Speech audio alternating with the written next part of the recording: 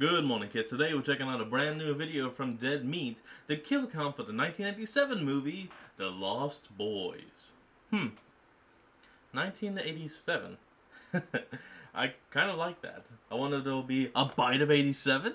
I'm sorry, it was right there. I had to. Okay, let's go. Before I make any more bad jokes.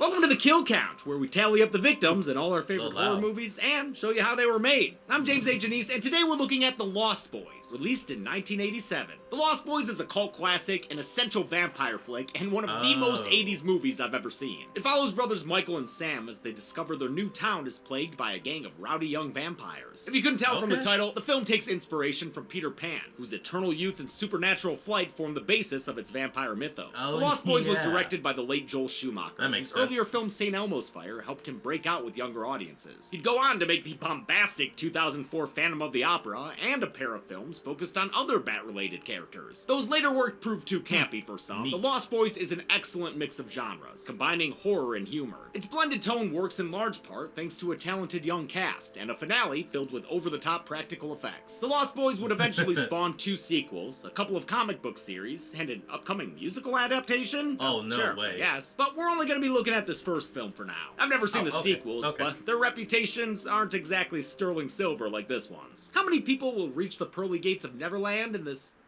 Wait, who's that? By the second star to the right. Peter Pan, is that you?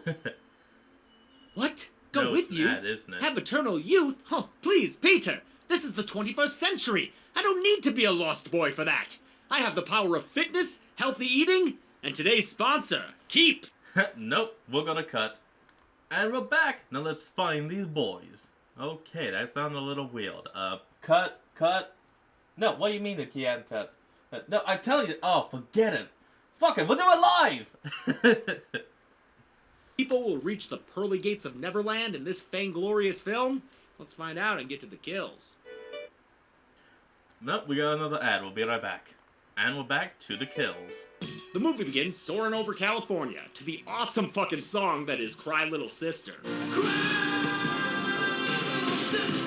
We cut through inky waters and the inky sky to land at a boardwalk carousel kerfuffle. The gaggle of greasy teens there making this a scary go-round get their rabble-rousing broken up by a mustachioed security guard. Later, when he's leaving work, the mediator becomes a meaty snack when he's chased down and snatched up by an off-screen aerial attacker. Oh shit. Welcome to Santa Carla, a fictional coastal California town that its residents claim is the murder capital of the world. But this place has plenty more than just murder to offer. As a cover of People Are Strange Place, we see a montage making clear that Santa Carla is one of them weirdo towns in crunchy California. This place has burnouts, punks, hackers maybe? Creepy cable car mannequins. Oh shit, and there's Waldo. And we're just getting started, baby. We got girls gone showering, guys gone loitering, butts, Johnny's Knoxville, big old fucking ass, a lady making out with a rat, and trampoline jail cells. Fun. Oh my God. And missing child posters. Lots and lots of missing child posters. Moving here from Phoenix, Arizona is the Emerson family. Single mom Lucy and her 2 sons, Sam and Michael. Look, guys, I know the last year hasn't been easy, but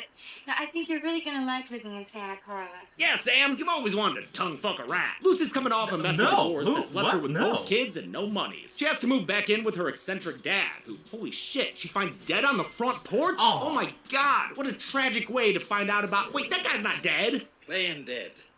And from what I heard, doing a damn good job of it, too. Yeah, man, I'm kind of doing everything. Sam just wants his MTV, so he's not thrilled about moving into Grandpa's taxidermy murder shack. It's a living homage to the Sawyer Chicken Room, the reference they call out by name. Talk about the Texas Chainsaw Massacre. But hey, Santa Carla's not all bad. We're only 10 minutes in, and we've already got a sexy sax man on our screen. Wait, is that the guy? This Flaming Barrel Boardwalk concert is honestly kind of a throwaway scene, but it's become the stuff of pop culture legend thanks to the phenomenal performance by Tim Capello. That guy is a legit legend, having saxed up many a track for Tina Turner, in addition to touring with Peter Gabriel and Ringo Starr. More recently, he's been spoofed by John Hamm on SNL and has recorded music with the synthwave group Gunship. All that body oil whisking off of Timmy gets Michael's juices flowing, so he locks eyes with a Boardwalk hottie named Star and follows her away from the show. Missing out, my man? Lucy's Lucy's wandering the boardwalk as well when she comes across a little lost boy. Oh, no, not a titular one. She helps him find his mom, an act of kindness seen by Max, a store owner whose luggage, I'm pretty sure, wound up with David Byrne one time. Lucy needs a job, so she gets one working at Max's video store, since his only other employee had all her other scenes and speaking parts cut from the movie. Shame, since it's Kelly Jo Minter, who would go on to be in Nightmare 5, as well as Popcorn and People Under the Stairs, both worth watching. The only shot of her left in this film is when she's hit on by those hairspray hooligans. At a nearby comic shop, Sam meets a couple of po' boys, Edgar and Alan Frog. They initially reject him as an outsider based on his clothes. Sam's mall victim wardrobe was put together by costume designer Susan Becker, who previously worked with director Joel Schumacher on St. Elmo's Fire. She also designed the rebellious outfits for the Lost Boys gang. Schumacher himself was heavily involved in the film's costume and production design, which makes sense since he began his film career in those departments after graduating from fashion school. Through a respectful sparring about nerd shit, the kids reach an understanding and kinda become friends. At least enough for the Froggy Boys to warn Sam about the town's biggest problem. It could save your life. They give him a Santa Carla survival guide before getting distracted by some shoplifting punks. Later, two of those troublemakers are getting frisky in their car when it's turned into a convertible by an overhead attack, flying them both onto the couch. Damn, they really just linked those actors up with cables, huh? Michael keeps following his Lodestar as she walks around with a tiny, theater usher? Gavroche cosplayer? I don't know. Looks like her and that kid are part of the Lost Boys biker gang, and lead guy notices Mike's interest in his lady. The next night, Star approaches Michael, but dude, you saw who she rolls with, maybe give this one up. And then again, I mean, look at Jamie Gertz. She might be worth risking an ass beating. I'm Michael. Michael's great. I like Michael. Well, that's good, because you're gonna hear it a whole fucking lot in this movie. Michael. Oh, God. Michael. Sounded like Arrested Development here. Michael.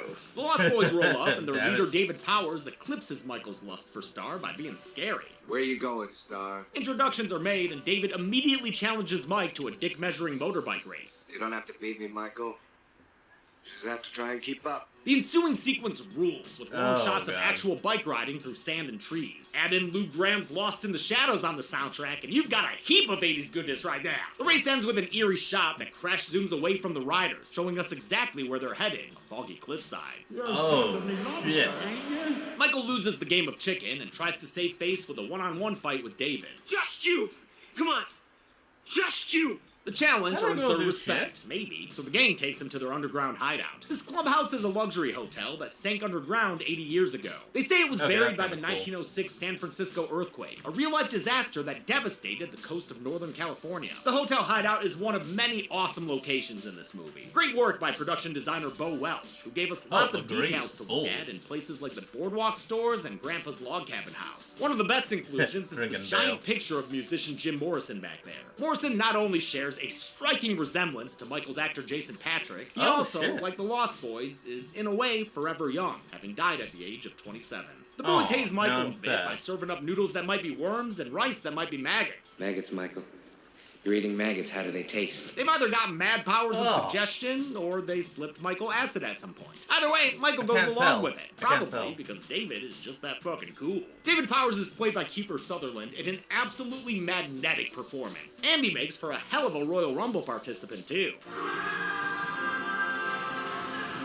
I love how he's not just a Okay, one-note I'll scary give that a bully, thumbs like his up. character from Stand By Me. David has an Oh, allure shit. that makes you understand why Michael wants to gain his approval, even when he's so clearly dangerous. Sutherland would go on to work with director Schumacher several more times in his career, maybe since he had such a good time here. Schumacher Oh, gave his young damn. cast creative input, and it was Sutherland who suggested David's hairstyle, a mullet with a Billy Idol look on top. David busts out a bottle adorned with tinfoil and some uncut jams. He tells Michael if he drinks from it, he'll be a no. cool kid just like that, and despite Star's warning, It's blood. Michael thinks it's just another Halloween prank, so he takes a gangrelian gulp and chug-a-lugs until he gets cross-faded. Haha, Oh, looks like a God, here it teenager with goes. a bottle of Boone's Farm. It ushers in another hit of Cry Little Sister, which is worth it alone, Star, so chill out. The movie's excellent, No, often no, it's dreamy not. cinematography comes courtesy of DP Michael Chapman, who also shot Raging Bull and Taxi Driver.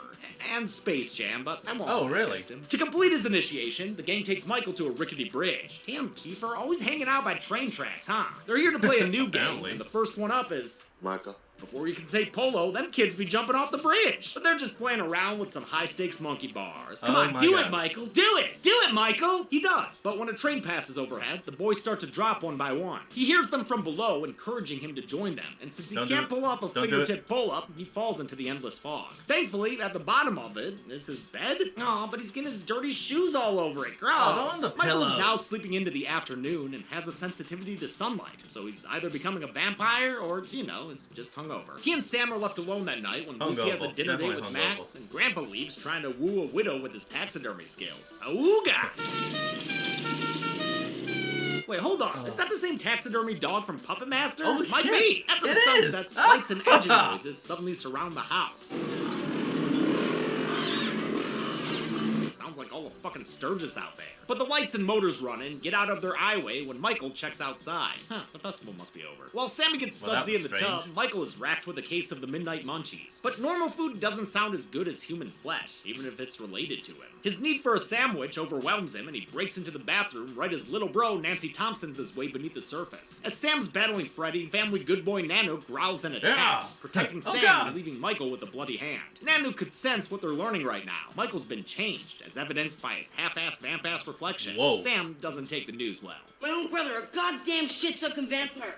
Well, you wait till Mom finds out, buddy. A lot of this film's humor was made up on the spot during production, which Love the it. studio didn't appreciate. They didn't like the idea of blending genres, but Schumacher stuck to his guns. The CEOs want to know, are you making a horror movie or a comedy? I'm And I making would say both. go back and tell them yes. Michael tries to give his brother some space, but his newfound powers have him floating away like he shotguns some fizzy lifting drinks. It freaks out Sam so crap. much he tattles to his mom, sending her running away from her date with Max before it can even begin. Come on, how's this poor woman supposed to cut loose? Footloose! Michael's eventually able to convince Sam to let him inside with some basic manners. Please. I hope she at least kicked off on Sunday's shoes. Well, alright, but you'd better say thank you too. Okay, we cool. The siblings agree to stick together, so Sam covers for his brother when their mom gets home. Seriously, this poor woman. Diane Wiest is so good as an Tell her. exasperated but also very loving mom. Schumacher was surprised she accepted the role, since she had just won an Oscar for Hannah and Her Sisters. Michael sneaks away to the now Nice. empty underground hideout, where he finds Star and demands some answers about— oh, never mind, they just gonna fuck. Okay. The two play a game of Twister in the sheet, set to, you guessed it, the greatest song ever worthy Cry of Little repeat needle Sister. drops. That's 3 times it's Wow, played this already. is like an actually sexy version of that scene from The Room. The booty apparently takes Michael straight to heaven. And not only that, but while they're cuddling in the afterglow of their juices, Michael sees his hand is healed. I'm telling you, hell of a booty. The newly 18 Jason Patric turned down the role of Michael several times, until Schumacher convinced him with the promise of creative input on the character. Kiefer Sutherland has said that You can Patrick was control the instrumental in character. I'm shaping in. the film. It was Patrick who recommended Jamie Gertz for Star, having just worked with her in the sci-fi flick Solar Babies. The next day, Sam accompanies his mom to drop off some I got apology wine at Max's house. But Max's dog Thorn goes full Cujo on Lucy, and Jack Torrance is his way through the Oh, gate with his shit. face. Damn, a lot of good boys getting bitey up in this bitch. Sam relays the incident to the Frog Brothers, recognizing Thorn as a hound of hell from his required reading. Vampires require a daytime protector, a guardian, to watch over them as they sleep. Fierce dogs. The hounds of hell are often employed for this purpose. Hell Sam hounds. believes his mom's new Just boyfriend say is the hell big hounds. daddy of Santa Carla's bloodsuckers, the head vampire, whose death would release any half-vampires from his influence. Since Michael still has half a reflection, that means he isn't fully turned yet. So if they kill the head vampire, they can save Sam's brother. Lucy has Max over for a dinner. Here's how you test it, though. Here's how you test it. Wear a ring of silver, shake his hand. And if he pulls his hand away and there's a bond, you know he's a vampire. If he shakes your hand and there's no bond, he's no vampire. Done and done. Easy. Nate do-over, and Sam invites the Frog Brothers, just like a kid not thinking about how much food his mom would have to make. This poor woman! They have a stakeout of sorts, spiking Max pasta with garlic and his pants with holy water, but they fail to find evidence of him being undead. They only succeed in strengthening his stepfather energy. I'm not trying to replace your father or steal your mother away from you. I would just like to be your friend, that's all. This is around when the movie has a tonal shift that I Ask don't about love. his The dog, first then. act is perfect to me, when it's all about Santa Carla and the almost erotic thriller-esque love triangle. But every time I watch it, my attention wanes when the focus shifts from David Powers to the antics of Sam and the Frog Brothers. A lot of their stuff is just too cheesy for me. Okay, I'm liking this. Flying nun! What is that face he does there? He looks like one of those South Park characters who uses a real image for their face. The Lost Boys was originally going to have a much younger cast, being modeled largely after the That's Goonies. funny. It was really a children's movie at that time. It was very wholesome. Goonies director Richard Donner was even going to direct, but later became an EP instead. The initial that's screenplay fine. with younger characters was written by Janice Fisher and James Jeremias, who was inspired while reading Interview with the Vampire. That story features Carmilla, a 200-year-old vampire stuck in the body of a little girl. The juvenile characters Ooh. were aged up when director Kinda Schumacher brought in screenwriter Jeffrey Bohm. baby At Schumacher's instruction, motorcycles and the hotel hangout were added to make the movie more adult and sexy, which is how he saw vampires. They're very, very, very sexy. In fact, The Lost Boys is sometimes credited okay. with creating the image of the sexy young vampire. It influenced later films like Buffy the Vampire Slayer, and Joss Whedon has cited David as a direct inspiration for Spike in the TV series. Yeah, Part that of me makes wishes sense. they had Hell, made the fellow. movie more mature and omitted the younger trio entirely, but I get why they kept him in. Edgar Frog Yeah, is played it's by fine, Corey it's fine, Feldman, it's of fine. course, who was already a teen idol thanks to his roles in Friday the 13th, The Final Hey! Chapter, Gremlins, and The Goonies, and Stand By Me, which he had just finished filming alongside Kiefer Sutherland. This would be Feldman's first pairing with Corey Haim, who played Sam Emerson, and I'm who's sorry, but it's kind of cool to just see how many people worked together on a previous movie, or 5, to then get teamed back up. just coming Love off a it. breakout role in the previous year's Lucas. Feldman and Haim would go on to star in 7 films together and became known as a pair called the Two Coreys, which later served as the title of an A&E reality show about them in the Oh, late yeah. 2000s. Their story is a tragic one, plagued by substance addictions and sexual abuse, Oh, culminating no. in Haim's death in 2010 from pneumonia at the age of 38. Oh, As for no. Alan Frog, he was played by Oh, Jameson you made me Newlander, sad. who would go on to be in the 1988 Blob remake and Bone Tomahawk. Michael Bone Tomahawk. That is a strange name. We'll be right back. And we're back. Let's go.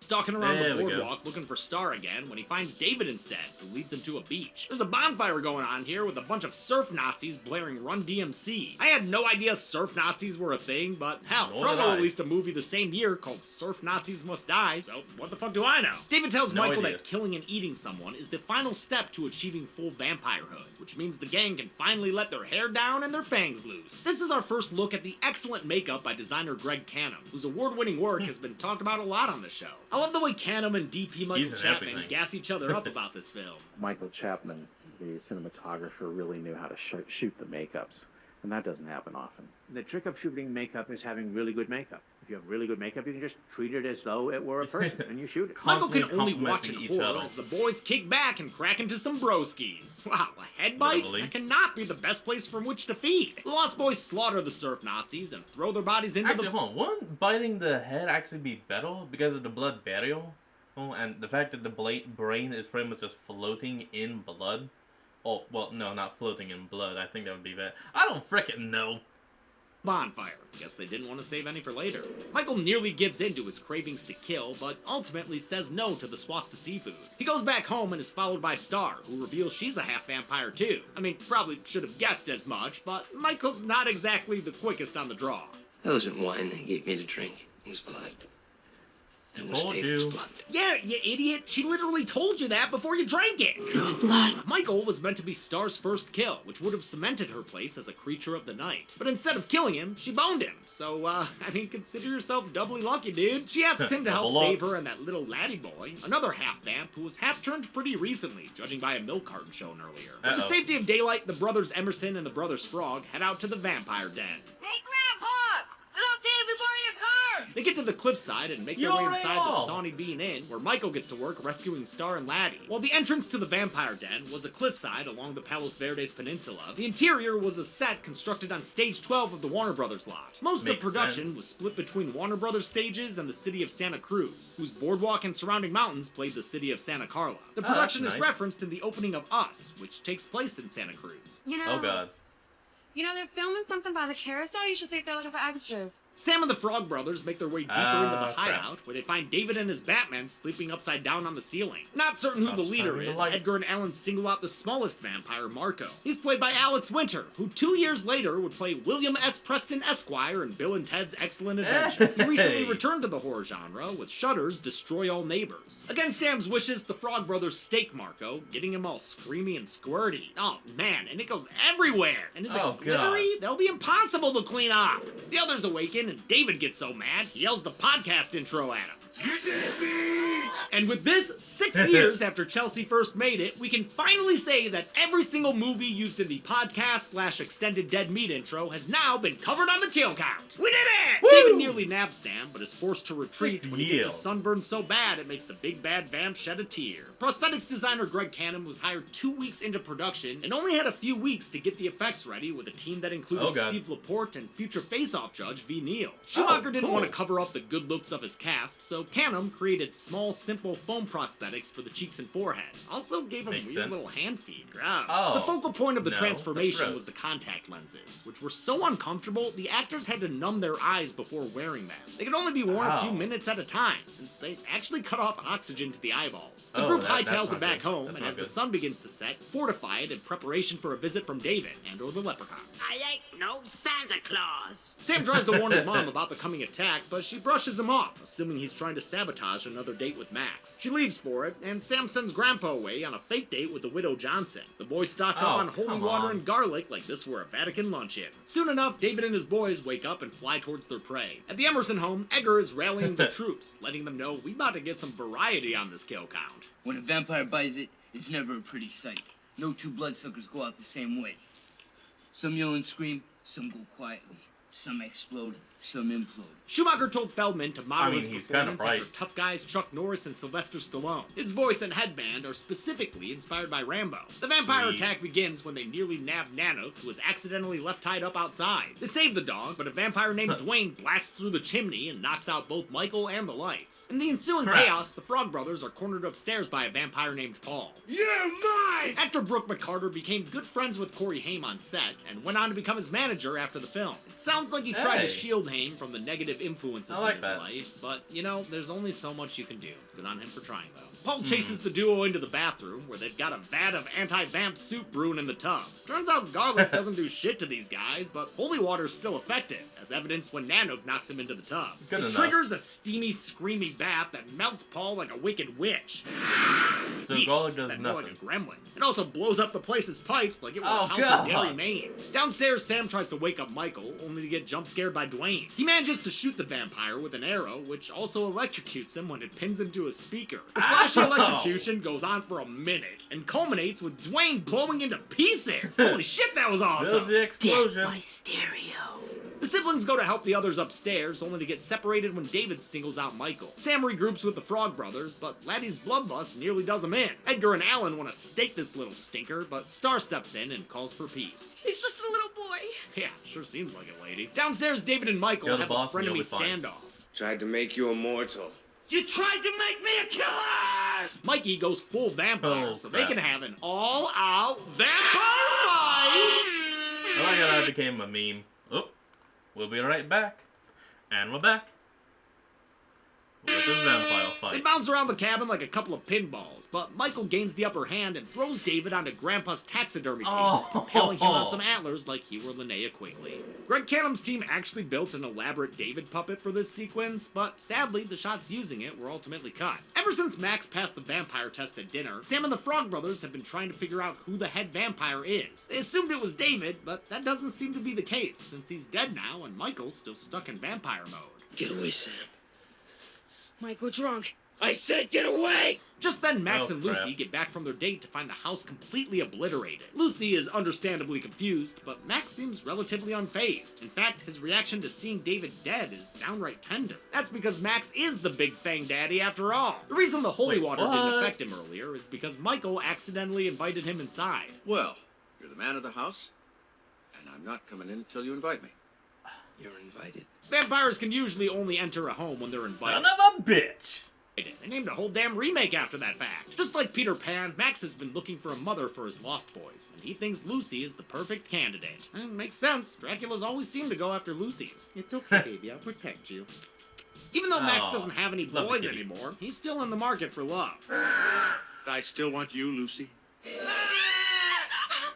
I haven't changed my mind about that. Max Kill him. proves himself to Kill be him. more than a match for Michael, so Lucy agrees to be his wife if he'll agree to spare her children. Before the match can be made final, though, they're saved by Grandpa in a move that could have just as well killed his entire family. Crazy fucker drives his car straight through the wall and sends a fence post through Max, causing him to burst into a fiery Oh pillar. my God. Max's death frees Michael, Star, and Laddie from their half-blood existence. The movie ends with a nonchalant Gramps complaining about the worst part of Santa Carla. All the damn vampires. How many boys lost their lives in The Lost Boys? Let's find out at the numbers. Oh That my is, God. if I still believe in them. Yes.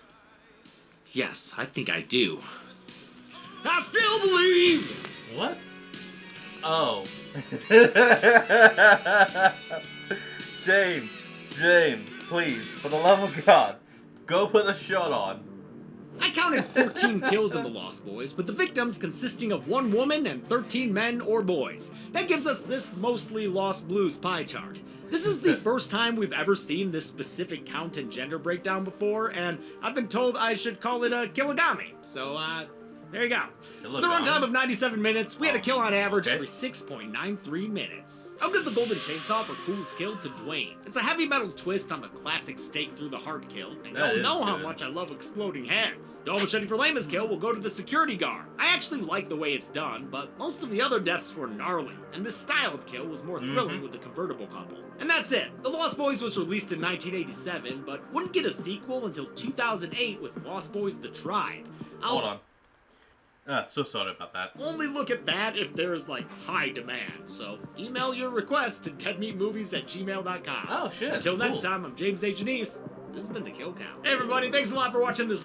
Well, everyone, that's going to be the end of today's video. I hope you all enjoyed it. Remember to like, comment, and subscribe for more. Link to the original will be in the description below. And I'll see all you folks next time when we flick on. Peace out.